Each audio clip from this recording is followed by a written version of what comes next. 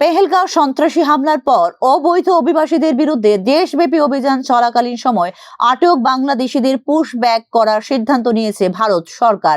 এক্ষেত্রে ত্রিপুরার সীমান্তবর্তী এলাকাগুলি দিয়ে করা হবে পুশব্যাক।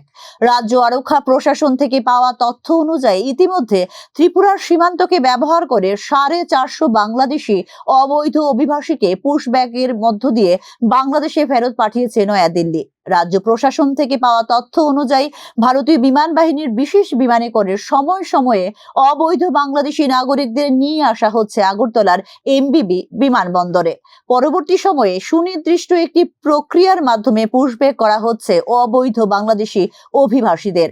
আগামী দিন কয়েকের মধ্যেই আরো কিছু এরকম অবৈধ বাংলাদেশি নাগরিকদের ত্রিপুরা সীমান্ত দিয়ে করা হবে পুশব্যাক। তবে পুরো প্রক্রিয়াটিতেই চূড়ান্ত গোপনীয়তা রক্ষা করা হচ্ছে বলে জানিয়েছে আরক্ষা প্রশাসন।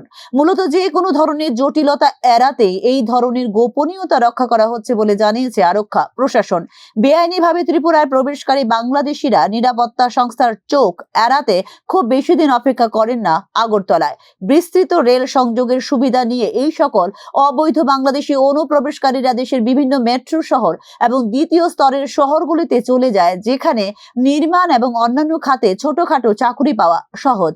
আসল পরিচয় গোপন করে কিছুদিন স্থায়ী হওয়ার পর আত্মীয় স্বজন বন্ধু বান্ধবদের নিয়ে আসে এই সকল অবৈধ বাংলাদেশি অভিবাসীরা এবং এইভাবেই চলতে থাকে পুরো চক্রটি। কোনো ক্ষেত্রে অবৈধ অভিবাসীরা বিধবা নারীদের সাথে বিয়ে করে যাতে তারা নিশ্চিত করতে পারে ভারতের নাগরিকত্ব।